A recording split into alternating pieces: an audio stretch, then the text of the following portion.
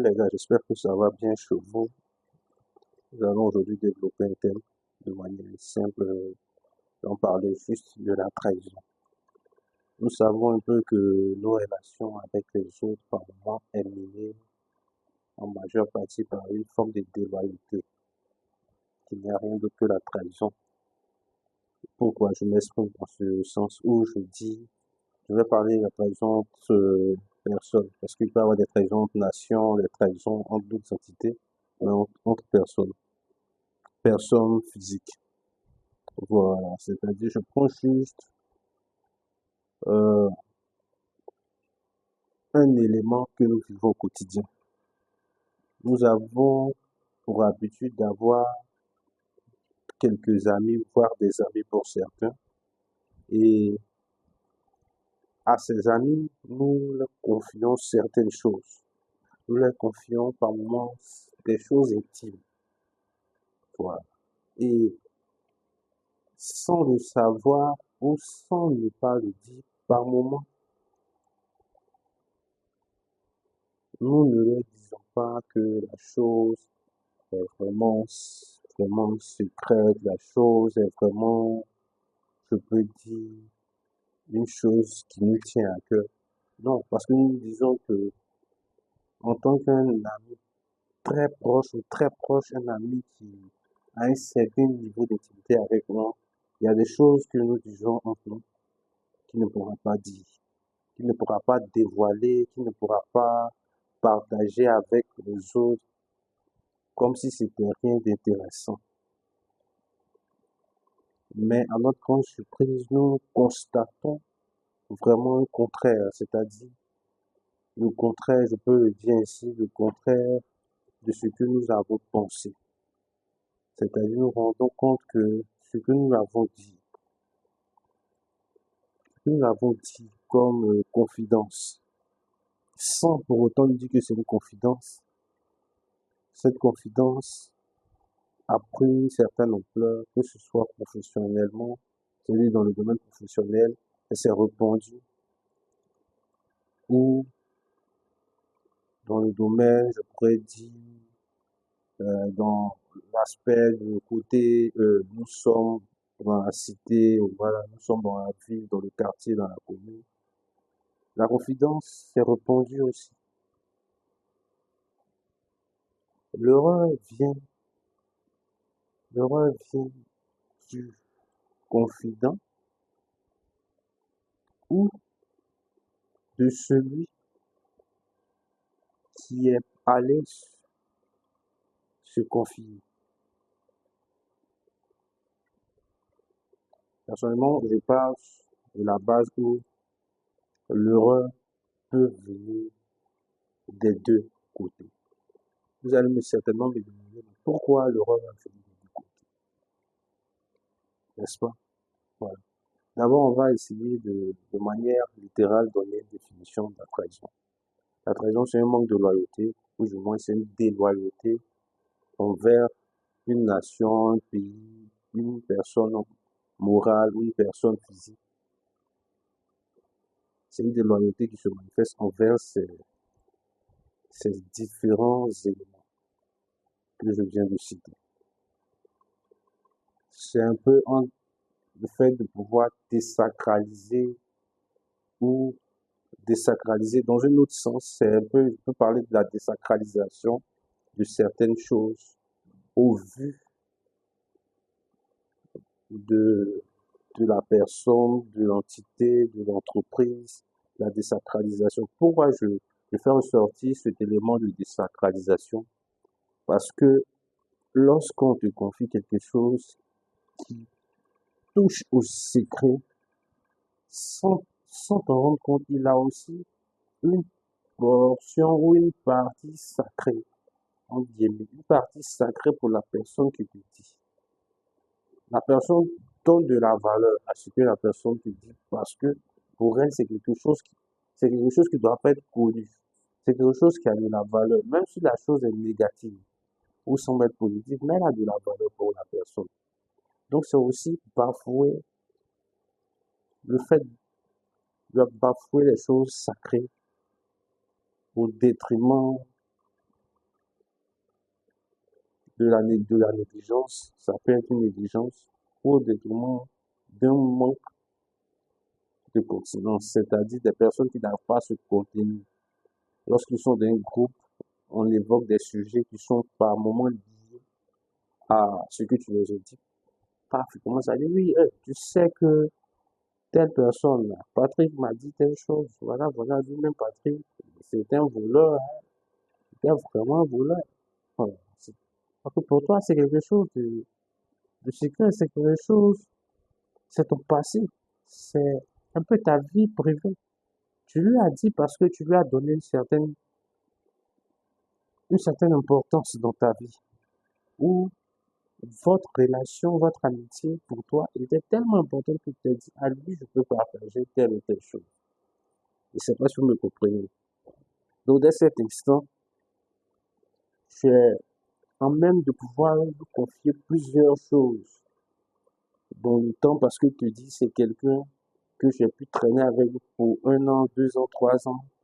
Franchement, c'est quelqu'un qui j'ai connu des hauts et des bas, donc du coup, vraiment, c'est quelqu'un qui arrive à rentrer dans un minimum de mon intimité, donc je me dis que cette personne peut être à même d'entendre ces choses qui sont secrètes pour moi. Et c'est ça, parce que il n'est pas toujours évident d'arriver à faire le distinguo entre un camarade et un ami. Ma définition, c'est simple. Quelqu'un peut venir te dire, non, mais le camarade, voici les attributs du camarade, voici les attributs de l'ami. C'est tellement simple, tu peux savoir. Effectivement, mais lorsque tu partages des temps forts avec quelqu'un, tu partages des années, tu partages un quotidien et tu sembles être dans la même vision que cette personne sur différents plans de votre vie, sur différents, je peux dire, projets dans votre vie. Vous semblez avoir des similitudes, ce qui crée un rapprochement et un lien. Après ces années, tu te dis, mais lui, je peux le faire confiance. Mhm. Et c'est cela, c'est cette précipitation dans la confiance qui crée le fait que les secrets des autres sont divulgués. Je le dis simplement parce que on constate que il y a toujours ces histoires entre amis, c'est récurrent. Et j'évoque ce sujet parce que je sais que beaucoup aussi ont connu cette trahison dans leur relation avec, ça peut être avec leurs frères, ça peut être avec leurs amis, ça peut être avec d'autres, c'est avec même leur époux, leur épouse.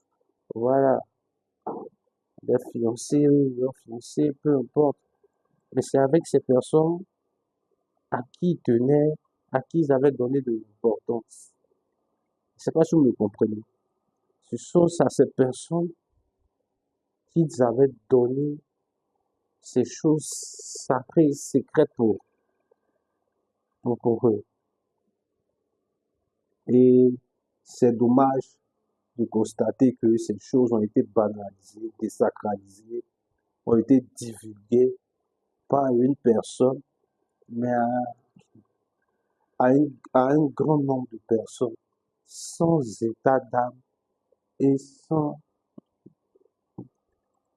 que sa conscience arrive à le gronder pour dire à celui qui a divulgué, ce qui t'a dit là, ne semble pas secret ou sacré. Ça n'a pas d'importance pour la personne. Non, chez lui, c'est normal. Et c'est ça le problème. Je vous raconte une petite histoire. C'est l'histoire de deux amis qui ont eu à marcher ensemble, qui ont eu à avancer dans leur parcours. Et depuis des années, ils étaient ensemble pratiquement, je peux dire 36, voire 48 mois.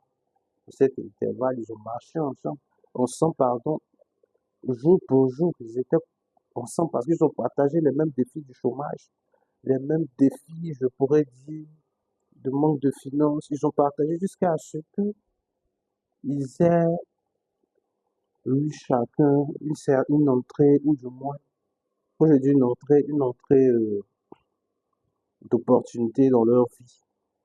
chacun qui leur a permis de prendre leurs envols, mais ils ont toujours maintenu un minimum de contact.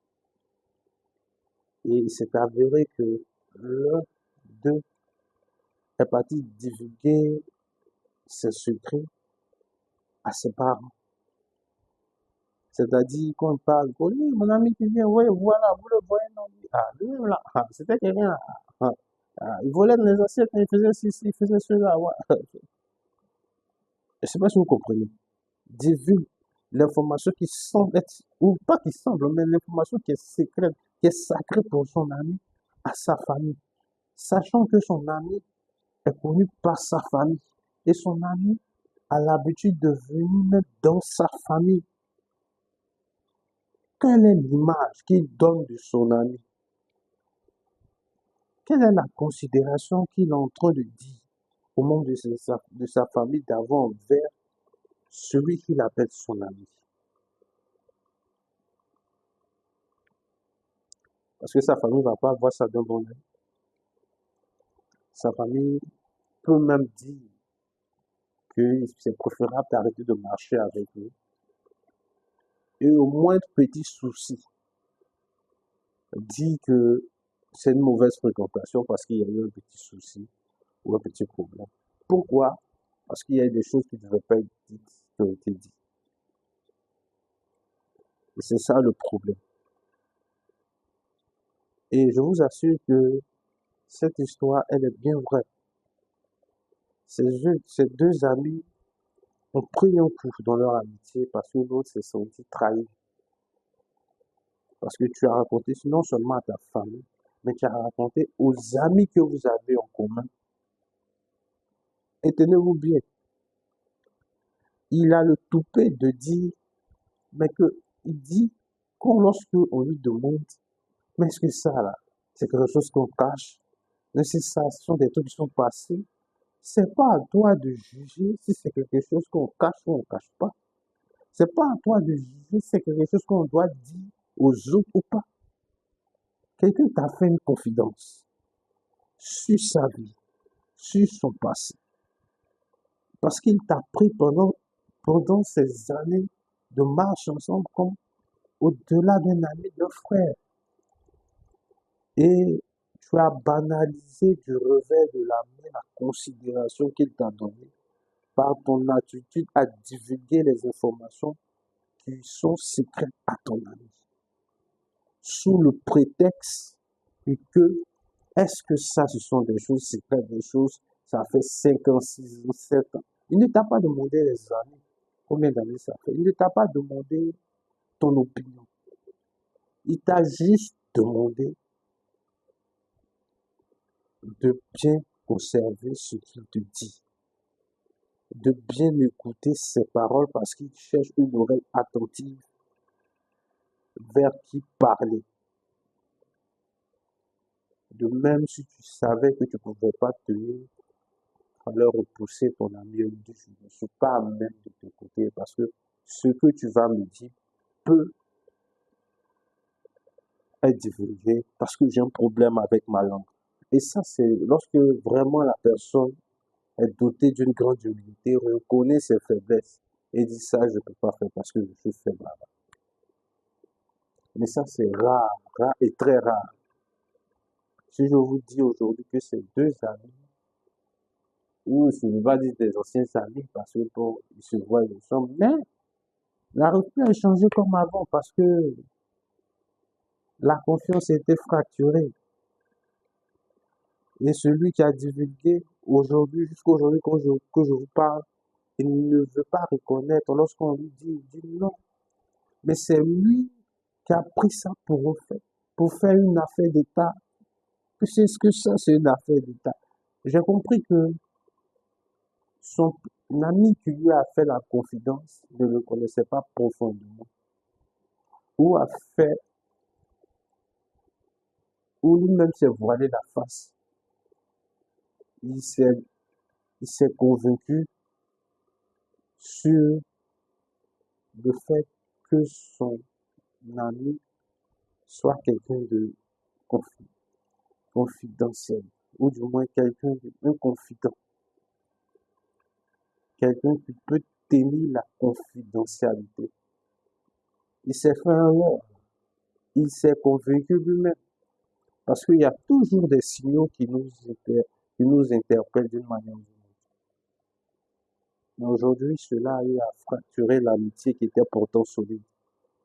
Et on peut nommer ça comme une trahison. Pas comme, mais une trahison. Parce que la personne a été déloyale à l'égard de l'autre. Un secret reste un secret. Si je te dis un secret, si nous avons l'habitude de changer, tu connais ce qui pour moi est gênant, que j'aime pas en parler, qui prend la forme de secret dans ma vie, parce que c'est quelque chose qui est gênant et qui a été gênant depuis peut-être mon bas âge. Donc, du coup, quand tu sais et que tu vas divulguer, tu es en train de mettre ou me mettre mal à l'aise vis-à-vis des autres.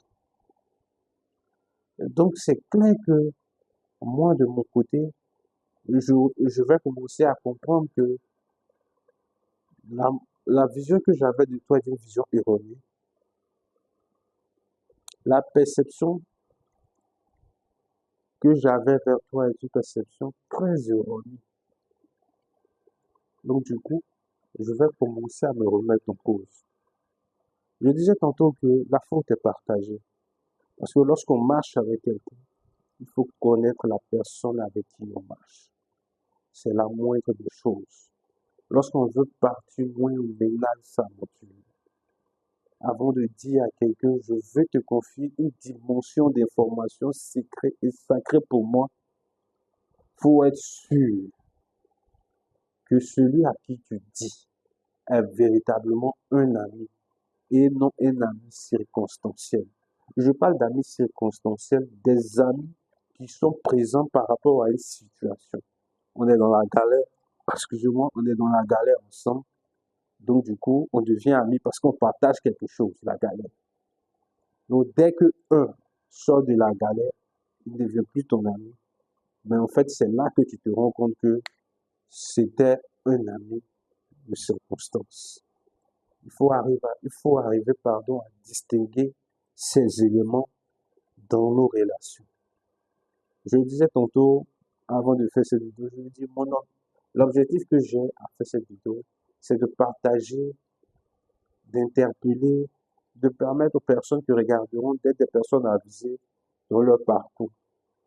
Si tu vois que ta meilleure amie parle beaucoup, c'est ta meilleure amie, c'est ton meilleur ami, ne lui dis rien. Pour lui-même son propre bien, parce qu'il y a un problème avec ça. Et lorsque tu vas lui dire, ça va gâter, ça va détruire, ça va fragiliser, pour ne pas dire fracturer l'amitié que vous avez en commun. Et ça, dès le départ, tu peux le constater. Pour une personne avisée, pour une personne qui observe, tu peux facilement constater. Garder une amitié à la personne sans pour autant dire des choses profondes. C'est vraiment important. Et vous, qu'est-ce que vous pensez? Quelles sont les idées que vous pouvez apporter? N'oubliez pas de les mettre en commentaire, de vous abonner, de partager, de liker. Voilà. Et puis on se dit à la prochaine pour un autre thème. Merci.